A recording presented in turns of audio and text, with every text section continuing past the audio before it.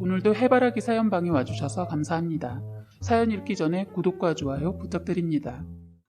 저는 오늘 얄밉디 얄미운 시누이에 대해 말을 해보려고 합니다. 시누이는 나이가 저보다 3살 많지만 남편보다 어린 여동생입니다. 저와 남편은 나이 차이가 무려 10살이나 나고요. 그래서 처음엔 서로 호칭에 문제가 있다 보니까 서로 부르지 않고 용건만 간단히 말하는 사이였습니다. 그런데 제가 힘든 것은 이런 호칭의 문제가 아닌 얄밉게 행동하는 시누이 때문에 이렇게 글을 쓰게 되었습니다.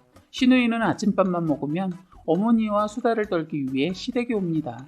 어머니도 9시가 넘으면 창문으로 시누이가 오고 있는지 내다보시면서 기다리고 있어요. 그 모습이 싫진 않지만 문제는 시누이가 집으로 오면 그때부터 제가 힘들어져서 정말 싫더군요. 제가 힘들다고 이 두 사람을 말릴 수 없는 입장이다 보니 그냥 이 생활을 받아들여야만 했어요.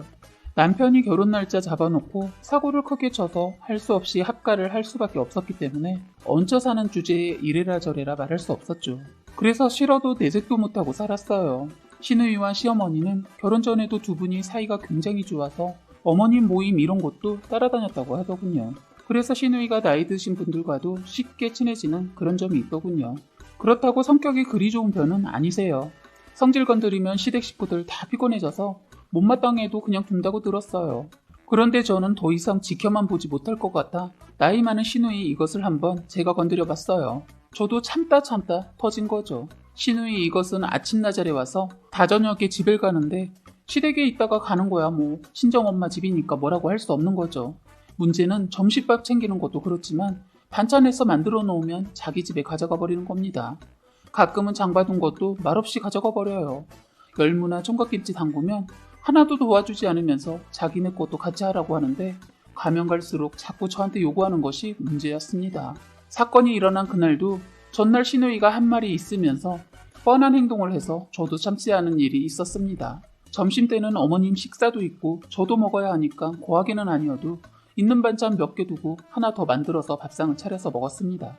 그런데 시누이는 그걸 보고 반찬이 어쩌네 하면서 자꾸 날이 갈수록 반찬 투정을 했습니다.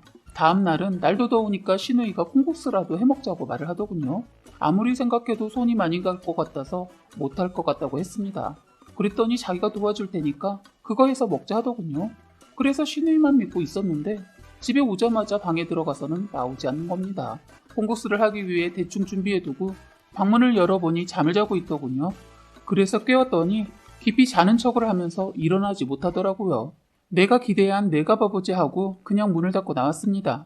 속에선 열이 끓어오르고 화가 나서 콩국수를 할까 말까 고민하다 날도 덥고 손이 많이 가는 걸 하고 싶지 않아서 그냥 시중에 파는 콩물 내는 가루가 있길래 그걸 사와서 만들었어요.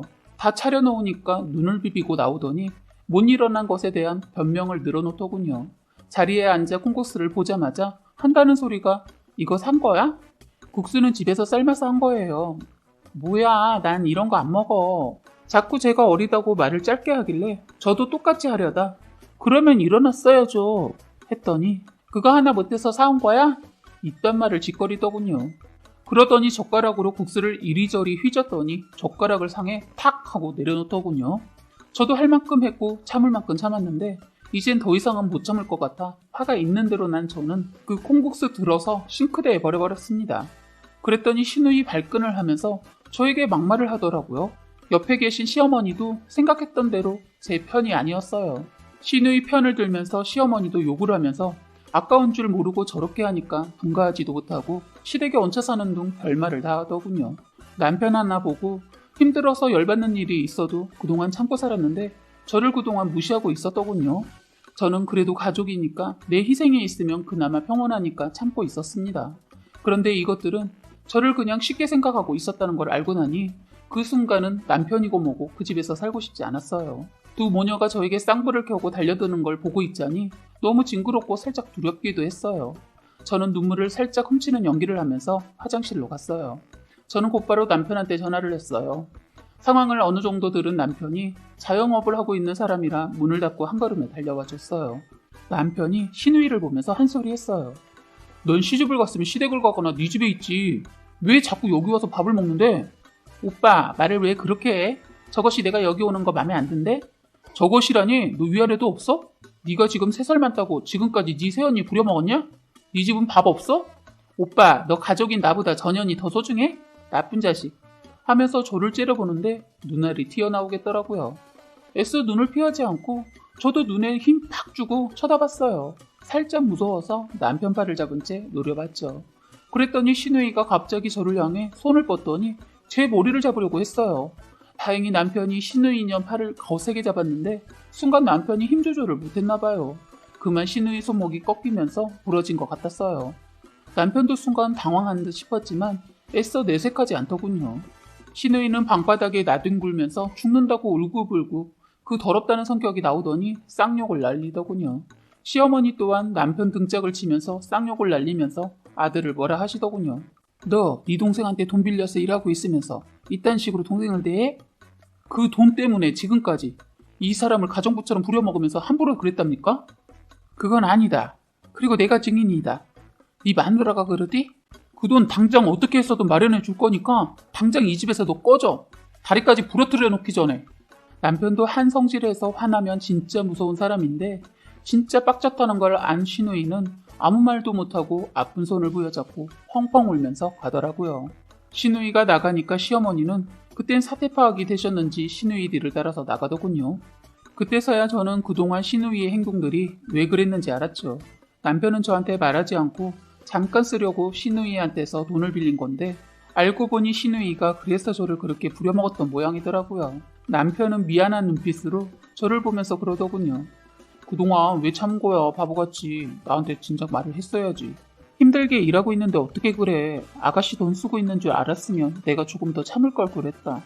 했더니 남편이 아니야 이참에 그냥 깔끔하게 정리해주자. 이자 때문에 동생 돈 썼는데 이건 아닌 것 같아. 남편은 다음날 신우이를 집으로 불렀습니다. 신우이는 손에 깁스를 하고 나타났더군요. 속으로 깨소금이었습니다. 신우이 자기 오빠 때문에 손이 저렇게 됐다고 말을 안 했는지 신우이 집 쪽이 조용했어요. 남편은 신우이를 보자마자 준비해온 돈을 신우이 얼굴에 쫙 뿌려 버리더군요. 저는 남편이 왜 현금으로 다 준비해서 받는지 의문이었는데 이러려고 했더라고요. 그러더니 남편은 네 돈 진짜 고맙게 잘 썼다. 내가 너무 고마워서 나중에 크게 뭐라도 해주려고 생각하고 있었는데 네가 네 복을 차는구나. 돈이 있다고 사람을 그렇게 깔보는 거 아니야. 넌 평생 그렇게 돈 있을 줄 아냐? 마음을 곱게 써라. 난 네가 왜 우리 집 근처로 이사를 굳이 왔나 했는데 이제야 알겠다. 네 새언니 그동안 부려먹으니까. 좋았냐? 이젠 절대로 네가 함부로 하지 않게 할 거니까 앞으로 조심해라. 남편이 그렇게 말을 하니까 너무 든든했습니다. 남편은 시어머니한테도 어머니도 앞으로 이 사람한테 일부러 함부로 하지 마세요. 그리고 저희 내일 이 집 나갑니다. 제가 생각이 짧았던 것 같습니다. 남편도 성격이 장난 아닌 사람인데 그 정도로 하고 마무리하더군요.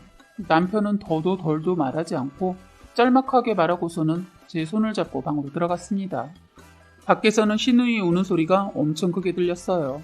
그땐 자기 오빠 무서워서 그런지 욕도 못하고 그나마 온전한 다리로 집에 가려는지 아무 말 없이 돈 챙겨가는 것 같더군요.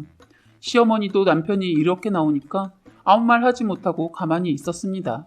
그렇게 저희는 마지막 저녁도 함께하지 않고 시어머니와 마지막 밤을 지새우고 다음날 아침에 간단한 짐을 챙겨서 나왔습니다. 큰 짐은 저녁에 다 챙겨서 나왔어요. 친정에는 일부러 알리지 않고 남편과 저는 작은 원룸 하나 구해서 다시 신혼처럼 살고 있습니다. 지금은 아이도 임신 중인데 아이가 생기면서 남편 사업도 번창하게 되고 모든 일이 술술 풀리더군요. 그래서 저희는 아이를 복덩이라고 했네요. 조만간 집도 이사를 갑니다. 신우이는 시어머니 말 들어보니까 시댁집에 예전처럼 오지 않는다고 하더군요. 신우이 자기만 편하자고 자기 남편 먼 거리까지 직장 다니게 하고 편한 밥 먹으려고 그렇게 시댁에 출근을 했더라고요. 얄미운 여우 같은 신우이 이제는 1년에 2번 볼까 말까 합니다. 사연은 여기까지였고요. 구독과 좋아요, 알림 설정 부탁드리겠습니다.